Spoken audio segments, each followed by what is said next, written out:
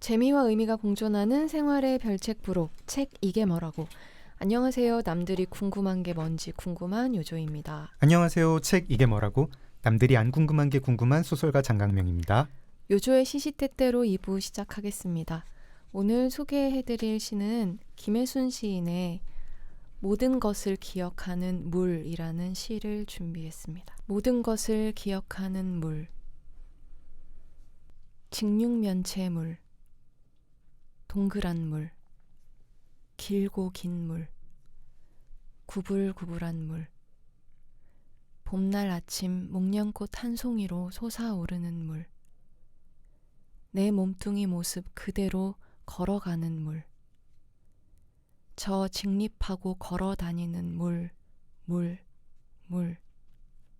내 아기 아장거리며 걸어오던 물, 이 지상 살다 갔던 800억 사람 몸속을 모두 기억하는 오래고 오랜 물, 빗물, 지구 한 방울. 오늘 아침 내 눈썹 위에 똑 떨어지네.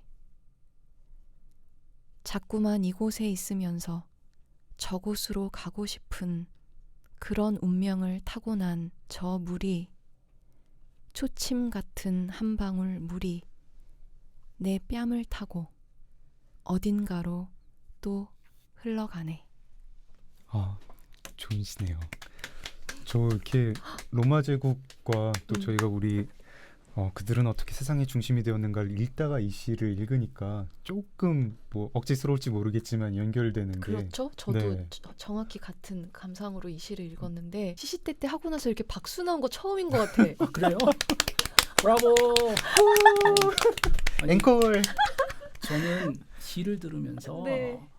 어쨌든 뭐 요조님 시 낭독하시는 거 처음 들어가지고 항상 음악만 듣다가 그 포르투갈 작가 페난도 페소아 네, 페르소아. 그분 시가 좀 생각이 나더라고요. 좀 자연을 찬양하고 그게 뭔가 이렇게 그 인지와 지각, 생각을 넘어서 바로 느껴지는, 즉흥적으로 느껴지는 그 감각을 그대로 표현해서 아주 좋았어요. 저는 네. 그러면서. 네. 뭔가 되게 장쾌한 이야기를 들으면 우리 또 이렇게 평소 살 때 되게 협소한 시공간에서 살잖아요. 그냥 뭐 내일 뭐 해야 되고 뭐 다음 주에 뭐 해야 되고 하다가 지금 지구적 과제 이런 거 생각하고 또 내가 여기까지 올 때까지 쌓인 인간의 역사 생각하고 또 지금 글로벌 문제들 막 이렇게 뭐 유럽부터 아프리카까지 생각하다 보면은 답은 안 나와도 꽤 이렇게 뭐 높은 곳에 있다 내려온 그런 기분이 있지 않습니까? 맞아요. 근데 아까 그 시도 좀 들으면서 아 맞다.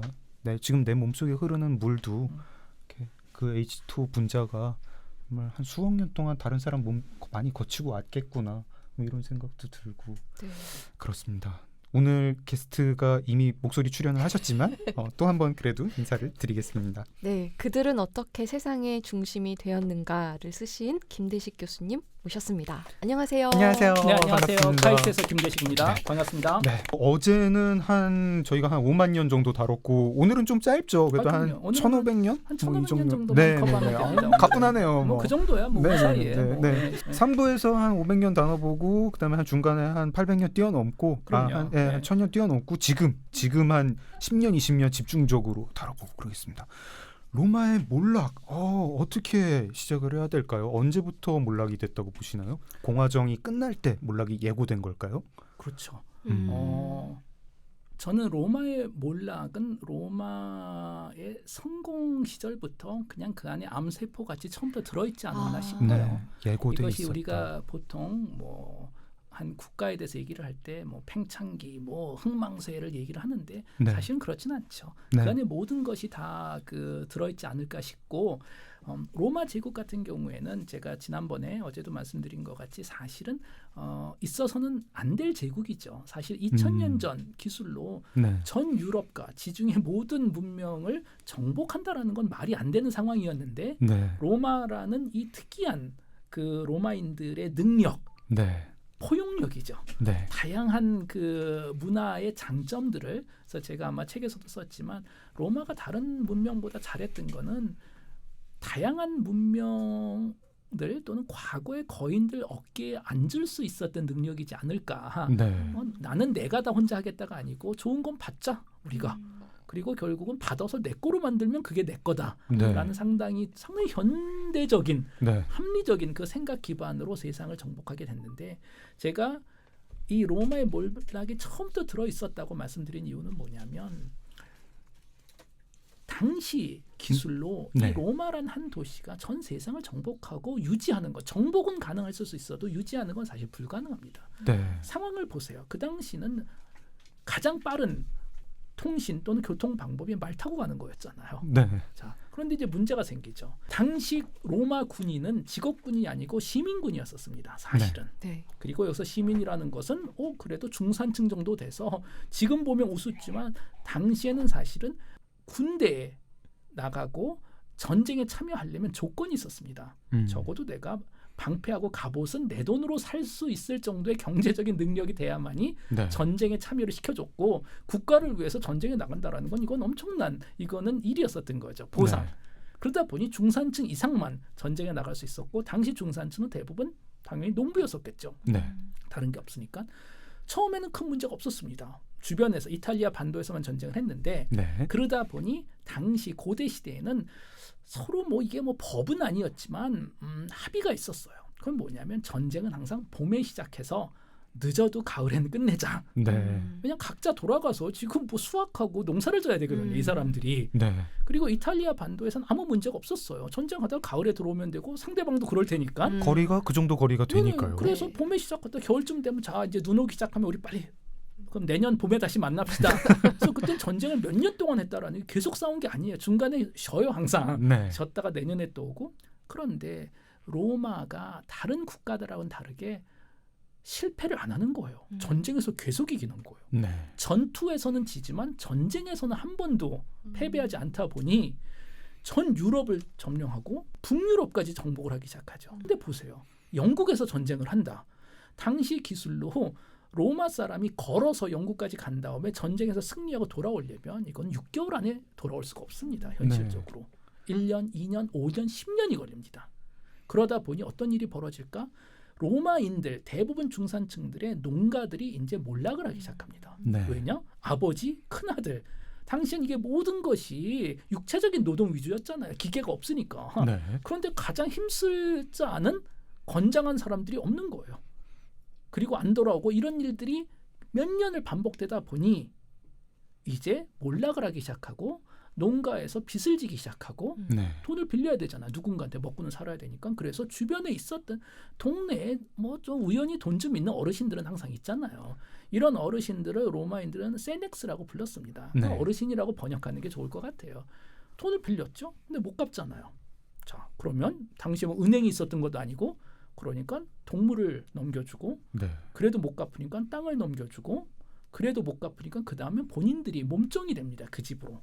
자, 이런 식으로 계속 반복되다 보니 모든 집에서 있었던 건 아니지만 확률적으로 상당히 많은 중산층들이 몰락을 하고 로마인들, 남자들이 5년, 10년 후에 전쟁에서 돌아오니까 세상이 변한 거예요. 우선 땅도 없고 집도 없어요. 네. 본인은. 그리고 본인 가족들은 어르신들 큰 집안에서 이제 몸종, 수백 명, 수천 명의 몸종을 하인을 거두리는 부자들만 남은 거고. 이게 참 희한한 게 나라는 굉장히 커지고 성공하고 승승장구하고 국부는 커졌는데 그 내용을 들여다보면 중간에 중산층은 붕괴해서 굉장히 가난한 다수랑 아주 초거대 부자 그렇기 때문에 우리가 경제학에서도 항상 한 나라의 이 부를 계산할 때 평균값으로 계산하면 절대로 안 된다고 얘기를 항상 하는 거잖아요. 네. 예를 들어서 한번 봅시다. 이 녹화방에 갑자기 우연히 빌 게이츠가 등장한다고 보세요. 네. 그다음에 빌 게이츠가 지금 뭐 재산이 얼마인지 모르지만 뭐 100조라고 칩시다. 100조예요. 그럼 여기 평균 재산은 다 몇 조씩 되는 그럼요. 거죠. 예. 100조 더하기 그 두 분과 제 재산은 저희가 밝히지 않을 것 같고요. 100조는 아닙니다. 절대로. 나누기 4를 하면 우리 평균으로 수십조 재산이 있어요. 네. 근데 그건 무의미하잖아요. 네. 여기서 중요한 건 통계학에서 우리가 중간값을 계산해야죠. 평균을 계산하는 것이 아니고 중간 정도 왼쪽 오른쪽으로 몇 명이 있는 분배에 그게 어느 정도 되냐 하면 수십조는 아닙니다. 그런 식으로 계산하면. 네. 비슷하게 로마도 평균은 어마어마하게 늘었죠. 전 유럽을 다 지배했는데 중간값은 아니었었다라는 거예요. 네. 더구나 이분들이 남자들이 중산층이죠. 돌아왔는데 이제 본인들이 할 일이 없는 거예요. 네. 왜냐? 전 유럽을 전 세계를 정복했었다라는 건 수천 명의 노예가 생긴다라는 거잖아요. 그렇죠. 프랑스를 다 먹어버리니까 과거 프랑스에 살던 모든 켈트족은 이제 노예가 돼버리잖아요. 심지어 몸종으로서의 나의 가치조차 그렇죠. 이제 위태로운. 자 그렇게 야. 되면 내가 노예보다 더 저렴하게 일할 수는 없잖아요. 네. 정의 내린 대로. 자 그러면 아주 단순 노동은 불가능해요 이미. 네. 반대로 전문직은 또 이 세넥스들의 아들들이 이미 하고 있겠죠. 교육을 많이 받았을 네, 테니까. 네. 네. 그러니까 샌드위치 효과로 위로도 못 가고 밑으로도 못 내려가고 그래서 로마 공화정 말기에는 로마 시민의 뭐 정확하게 예측하는 건 어렵지만 반 이상 적어도 또는 60, 70, 80% 정도가 실업자였다라고 지금 얘기를 합니다. 야, 이게 진짜 2000년 전 일이 아닌 것 같은 놀라울 정도의 이 생생함. 왜 이럴까요? 뭐 어디서 많이 본 것 같은 이 느낌. 로마의 몰락이 상공 요소에 암세포 같이 들어 있었다라는 게 얘네가 중간에 실패를 했다면 이런 문제가 안 생겼겠죠. 네. 그런데 계속 성공을 하고 계속 새로운 노예들이 생기니까 방법이 없는 거예요. 그러다 보니 로마 공화정, 이 공화정의 시작은 합리적인 국가, 합리적인 정부 그리고 그 정부에 헌신을 하고 공헌을 하는 중산층들이었거든요. 네. 네. 네. 그런데 중산층이 다 몰락해 버립니다. 음. 그리고 불평등이 너무너무 심해져가지고 결국 로마인 시민들은 지금 뭐 인술라라고 불리는 사실 로마에 네. 가시면 여전히 조금씩 남아 있는데 지금으로 보면 아파트입니다. 네. 거의 뭐 5층, 10층짜리 엘리베이터도 없었겠죠 당시에는 하수도도 없고 여기에 거의 동물들 같이 네. 한 건물에 수백 명이 함께 사는 반대로 귀족들 이제 세넥스들의 후손들은 부가 상상을 초월해요. 사실 요즘 재벌들은 아무것도 아니에요. 당시 로마 재벌들은 한 도시를 가지고 있었거든요. 네. 시실리아 전체를 한 사람이 가지고 있고 거기에 어마어마한 멋있는 집을 짓고 물론 이분들은 여가 그 시간과 돈이 많기 때문에 또 엄청난 문화적인 발전을 시키죠. 네. 예술가들을 또 서포트하고 또 다양한 동상도 만들고 건물도 짓고 문화는 아주 발달하는데 불평등을 가지고 그걸 사고 있는 거죠. 결국은. 네. 이런 과정에서 우리가 그 로마 역사를 항상 제가 재미있게 보는 또 하나 이유 중에 하나는 뭐냐면 우리가 2019년 지금 고대 문명을 보면 뭐 당연히 재밌죠. 역사적인 사실로는. 그렇지만 우리하고는 큰 뭐 상관은 없는 것 같잖아요. 그래 뭐 메소포타미아 좋았지. 뭐 네. 멋있는 건물 짓고 이게 나하고 무슨 상관이 있을까? 뭐 관광하는 기분으로 그렇죠. 이렇게 뭐 그냥 재미가 우리가 보고 보는데. 재밌구나 네. 정도인데 로마 역사는 특히 공화정이 무너지고 제국으로 넘어가는 시점은 섬뜩해요. 네. 그 이유는 뭐냐면 우리하고 너무 비슷하기 때문에. 자, 로마 공화정. 로마가 특이한 건 정치라는 게 만들어집니다. 거기서. 네. 물론 민주주의는 우리가 항상 뭐 아테네에서 만들어졌다라고 얘기하지만 사실 그리스 민주주의는 지금의 민주주의는 아니죠. 네. 정당이라는 것이 존재하지 않고 모든 그냥 아테네 사람들이 매일마다 오후 3시인가에 푸닉스에서 뭐 3만 명 만나가지고 투표를 한 거잖아요. 네. 상당히 비효율적인 방법이죠. 지금의 의회에 해당하는 그렇죠. 것이 로마 공화정 로마에서는 정당이라는 게 생기기 시작합니다. 네. 사람들이 다 같이 모여서 합의를 보는 것이 아니고 왜냐하면 그리스가 그런 식으로 하다 사실 망했거든요. 네. 그리스가 스파르타하고 전쟁을 하다가 화살을 몇 개 써야 될지를 투표로 결정하다 보니까 그리고 전쟁 잘하는 장군을 얘 추방시켜 하면 추방을 시켜버리니까 도편 추방. 당연히 전쟁에선 지지요. 네. 로마에서는 그걸 알았기 때문에 그건 아니고 중간에 다른 식으로 해야 되겠구나라는 결정을 하고 정당이라는 게 만들어집니다. 네. 특히 두 개 정당이 이제 나오기 시작하는데 하나는 옵티마테스. 네. 이분들은 세넥스들 편이죠. 그럼 네. 어떻게 보면 뭐 보수 정당이라고 얘기를 할까요? 오늘날로 네. 보면은 반대로 포퓰라레스라고 생깁니다. 말 네. 그대로 포퓰리즘 또는 뭐 진보라고 칩시다. 네. 사실 뭐 1대1 매칭은 어렵죠. 2000년 전 얘기니까. 그리고 이분들이 처음엔 투표로 서로 정권을 잡았다 뺏기는 상황을 오랫동안 합니다. 네. 그리고 당시 지금 대통령 수상 같은 분이 집정권이죠. 네. 그리고 로마도 이 독재에 대한 걱정이 많았어요, 사실은. 네. 왜냐하면 예전에는 본인들도 왕이 있었잖아요. 네. 그런데 그 왕을 암살하고 몰아내고 공화국을 만든 역사가 있기 때문에 우선 네. 로마에서는 왕이라는 단어 자체가 아주 혐오스러운 단어예요. 네. 왕, 독재. 이건 절대로 안 되고 로마인들은 개인의 자유를 아주 중요하게 생각했으니까. 네. 그리고 집정관, 컨술이라 그러죠. 1년에 2명을 항상 뽑았잖아요. 네. 한 사람이 또 한 사람을 계속 그 견제하도록. 네. 그리고 막 군인이 전쟁에서 이겨서 뭐 퍼레이드 같은 걸 할 때도 그 기록에 따르면 노예가 뒤에서 맞아, 그게 네. 너무 계속 귀에다가 속삭였대요. 너도 죽는다. 네. 너도 별거 아니야. 네. 너도 죽어. 너도 좀 있으면 해골이야. 네. 얼마나 짜증 났겠어요. 메멘토 모리. 그렇죠. 메멘토 모리. 나는 지금 전쟁에서 이겨서 얼마나 지금 세상을 다 정복한 느낌이었겠어요. 그리고 사실 또 그 군대를 원정군을 로마 이 국경 안으로 갖고 들어오지 못했고 절대로 로마 사람은 로마 군인을 로마시로 데려오면 안 됐었습니다. 들어와서 쿠데타를 일으킬 가능성도 염려하고 얘가 딴 마음 먹지 못하게 그럼요. 너도 조금 있으면 그러니까 황천이야. 그렇죠. 뭐 이러고 군대하고 계속, 무기는 예. 다 시외에다 두고 본인은 그냥 퍼레이드 유니폼으로 갈아입고 군인들도 무기 없이 들어와서 또 뒤에서 계속 그렇게 귀찮게 뭐라고 얘기를 해주고 그 교수님 책을 읽으면서 이 로마의 몰락이 정말 가슴이 아픈 게 왜냐하면 자기들도 자기들의 한계랑 자기들이 어디로 가고 있는지를 정확히 알고 있고 뭘 막아야 되는지도 알고 있고 가진 노력을 다하는데 그럼요. 필연 마치 그러니까 역사의 필연같이 이분들이 몰락하는 멍청하진 않았어요. 네. 인간의 한계를 다 알고 있었는데도 몰락하고 또 나중에 얘기할 기회가 있는지도 모르지만 제가 사실 뭐 요새 뭐 트럼프 정권이나 또 네. 미국 민주주의의 약간 몰락을 보면서 정말 마음이 아픈 건 사실 250년 전에 미국을 그 만드신 네. 토마스 제퍼슨이나 이분들은 로마에서 또 배웠거든요. 음. 이 정도로 만들었는데도 독재가 됐으니까 우리는 더 견제를 해야 된다 해서 정말 시스템적으로는 거의 완벽한 견제 시스템을 만들어 놨어요. 삼권 분립을 그렇죠. 최초로 국가에 그 덕분에 적용한 사실 나라가 미국 250년을 아닙니까? 유지를 한 거잖아요. 네. 그런데 그게 요즘 무너지고 있기 때문에 역시 영원한 건 없구나. 아무리 네. 설계를 잘해도 이게 후손을 잘못 만나면 무너진다라는 건데 자 다시 로마로 돌아오자면 로마에서는 결국은 그 중산층이 위주로 되고 군대는 로마 안으로 들어오면 안 되는 네. 대신에 두 정당이 투표를 통해서 정권을 가지기 시작했는데 인간이라는 게 야망과 욕심 있는 인간들이 중간에 나오잖아요. 네. 그렇죠? 그 중에서 중간중간에 본인이 예를 들어서 사실은 귀족인데 옵티마테스인데 본인이 집정관이 되기 위해서 평민당으로 들어가는. 평민당으로 들어가서 네. 선동을 하는 네. 분들이 생기기 시작을 하고 또 중간에는 참 이게 슬픈 게 마리우스라는 장군이 한 분 등장합니다. 이분은 네. 공화정 시대 때 최고의 장군이었어요. 그리고 이분은 네. 포퓰라르했습니다. 네. 민중을 위해서 일해야 된다. 근데 이분은 본질적으로 본 거예요. 왜 공화정이 무너지고 있을까? 보니까 중산층이 무너져서 그러는 거구나. 네. 그럼 중산층이 왜 무너지고 불평등이 생겼지? 보니까 이 시민들이 맨날 전쟁에 나가야 되고 전쟁에 나가다 보니까 가족이 몰락하고 지금 빚 때문에 생기는 문제다. 네. 그러면 이 문제를 어떻게 해결할까? 네.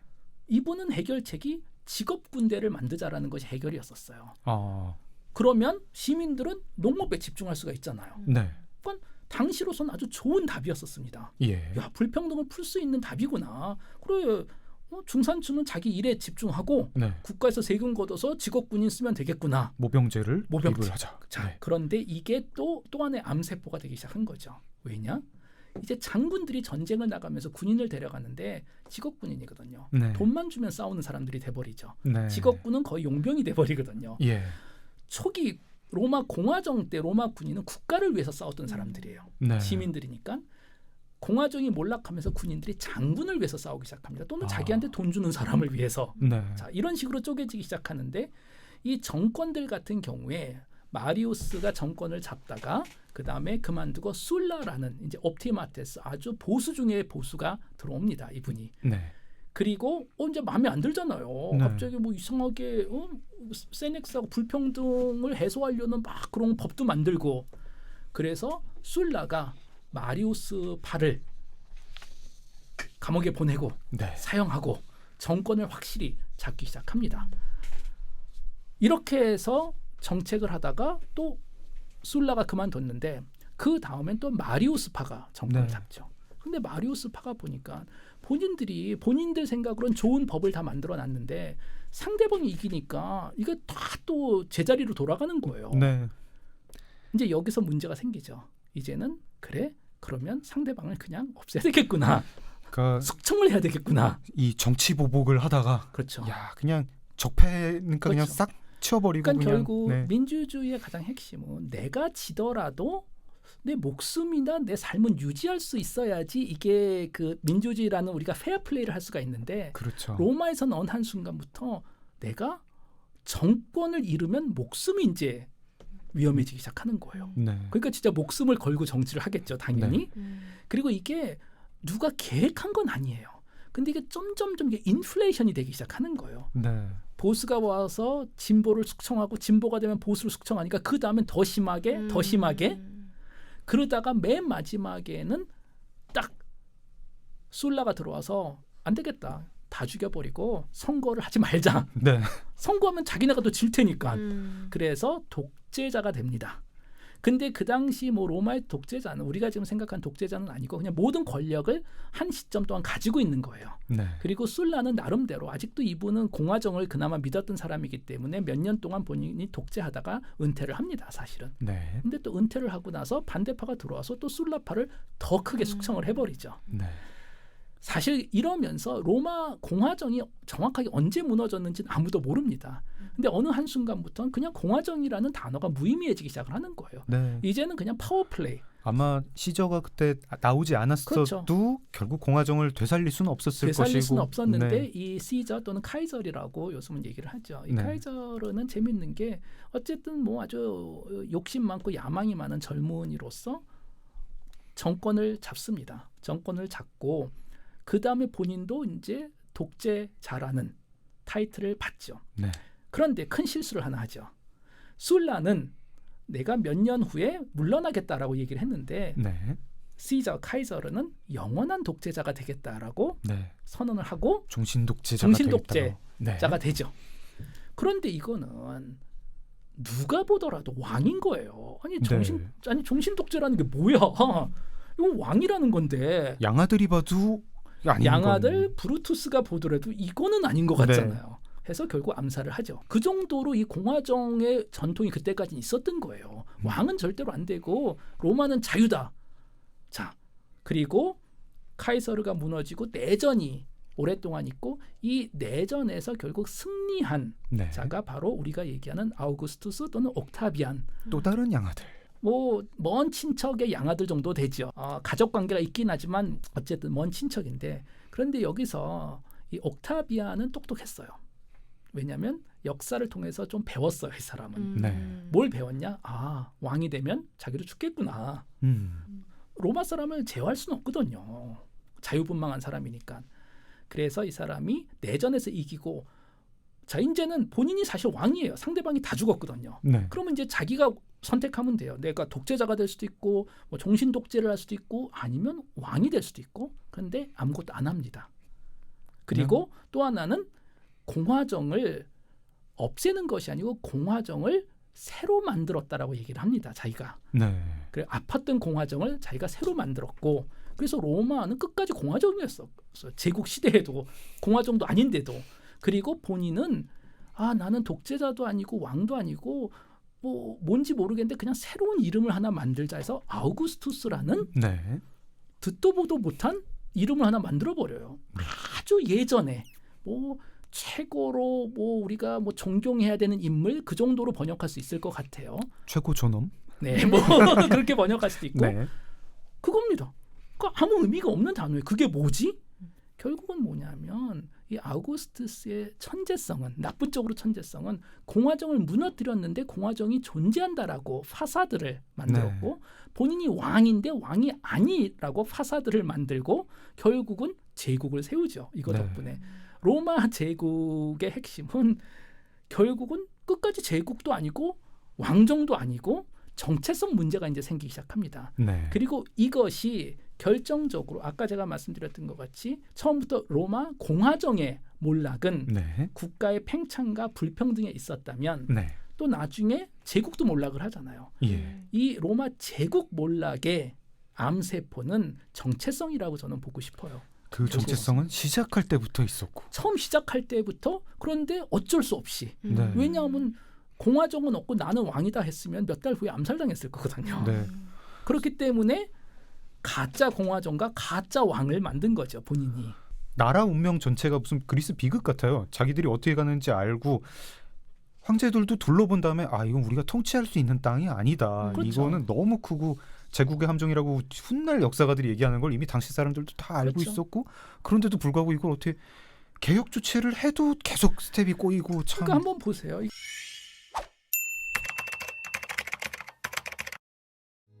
정말 이게 뭐라고 정말 이게 뭐라고 정말 이게 뭐라고 고고고고 이게 뭐